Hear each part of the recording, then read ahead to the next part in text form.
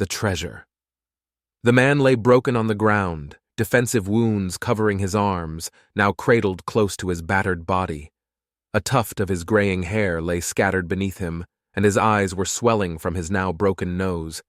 He raised a bitter grin and spat out the blood clogging his breath. "I told you I don't have it.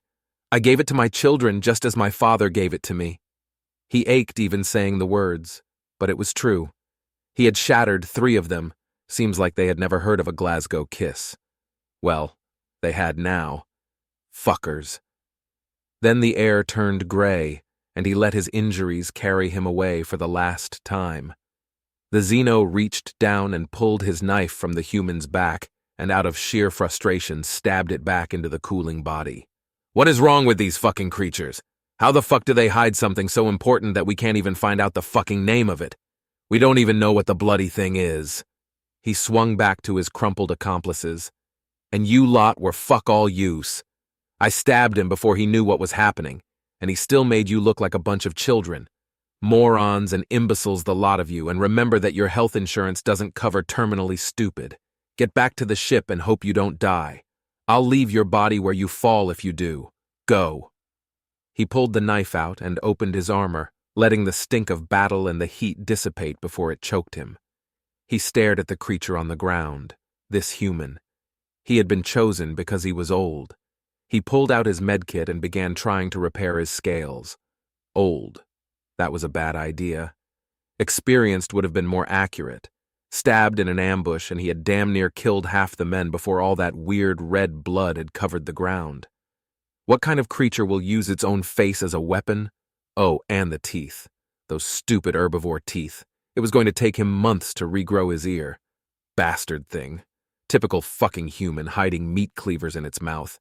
And he still didn't have the answer he had been sent to get. He carefully searched the human's clothing, but other than his fake ID and loose cash cards, he held nothing. He took an executive decision that this was now officially someone else's problem. He was taking his crew and going to find a simpler job, like pushing a mountain uphill. These creatures were never going to talk. In a cloaked security and calmness ship, the small crew of specialists had watched the entire fight and had enjoyed most of it. Nobody minded mercs getting their asses handed to them, and watching a human die always cheered them up, but then the mood sobered. The blessed leader waved a mandible and clicked for attention. "The entertainment is over. I want reports. This cost us a great deal of money, and 1 dead human is not going to be sufficient. What have you learned?" The medic of the mind clicked nervously. The creature knew of the treasure. It even knew we were looking for it. It showed humor. It knew we were too late, that it had already passed it to its descendants. Also, we made an error in thinking that their elderly are as harmless as ours. The human was twice my age and much more dangerous than any single warrior class. We have only learned things already known, that our battle with these creatures was won on surprise and technology alone. We are no closer to learning what they are hiding from us. The Blessed slammed his mandibles on the console and growled, "So what we have learned is nothing. We have thousands of these creatures slaving on our worlds, and all we hear is whispers of this weapon, this thing that will destroy us all." He stood to his full 3-meter height. "Slaves! As if they ever did a damn thing they were told. The dead one down there ripped his honorable master apart with a blasted spoon and stole his ship. If they have something, we need to know what it is." The Master of Swords clicked apologetically. "Blessed, we may have made a mistake in not returning those we took in battle. I was as shocked as we all were at the idea of swapping prisoners as if we wanted our disgraced warriors back. But I begin to see the point. We seem to have embraced a blade to our throat in letting them into our worlds. I, again, ask permission to kill them all." The Blessed snapped loudly. "We can't. I no longer disagree, but we sold the damn things to pay for the war. We can't afford it." His mouthpiece rattled a little. "Those primitives did a lot more damage than we released to the public, and we are still trying to repair most of it. Their owners would demand compensation, and no doubt the humans would revolt if we tried. That is why we must find this treasure of theirs. Perhaps someone will be willing to pay for such a weapon before they use it on us." He looked around at his crew. "Well, does anyone have anything useful to offer? Or Or must I report that we spent our time and money on hunting down an old slave, a slave no one would ever dare to own again? The Seeker of Stars chirped up, "Blessed may we not simply find this one's descendants.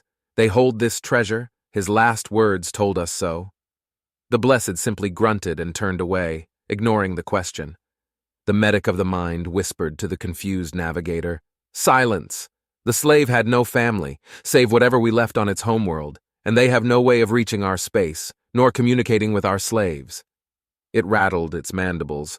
In any case, the treaty was a little less punitive than you may have been led to believe. We cannot return to their space without what the humans call an extinction war. They have sworn that the moment a ship from our space returns, they will seek out our destruction, even at the cost of every last remaining human life. The reason we are still holding these blasted human slaves is more as hostages than for any economic benefit. The Seeker of Stars was startled and at a loss for a moment, but bravely carried on, determined to kill his career in a single conversation. "Medic, that is surely a bluff. What kind of creature would even imagine such a war? To what end? There cannot be victory in such a conflict." The medic of the mind let out a low whistle, sad to lose such a young crewmate. "Child, they have done this to themselves already. Before they had even left their wretched homeworld, they had enough primitive fusion weapons pointed at themselves to evaporate the planet. They are mad, and we have fallen into their madness. Those that we took in the war have taught us as much."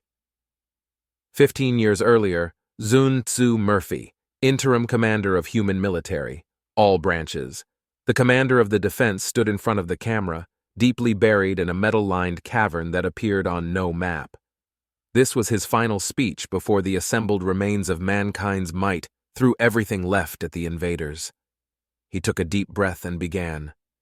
"Treasure this moment. Look around you and see what we have built under fire, under the reign of hell itself. Look to your left and to your right, and remember you stand with all men today.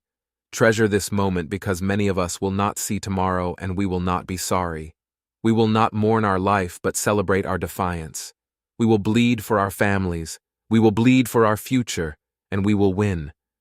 If they take you, if you fall, if you join our comrades in chains, then treasure this knowledge. We will not fail you. We will come for you. If we fall, our children will come for you. If they fall, our grandchildren will come for you. You will not be forgotten. Treasure this promise. Hold it tight as we go into battle and make them pay for what they have done. Hold our vengeance like the precious thing it is and pass it on to your children as their finest inheritance." His eyes seemed to pierce the lens as 15 million men gathered for the final effort, the last shot in a failing war. Some checked the timers on suicide nukes, others polished and loaded their grandfather's hunting rifle or burnished a long-forgotten bayonet. The commander smiled at the ragged army waiting for the signal and pressed the button that released the last of mankind's arsenal. "To war, to victory and vengeance, treasure this day, for it will not come again."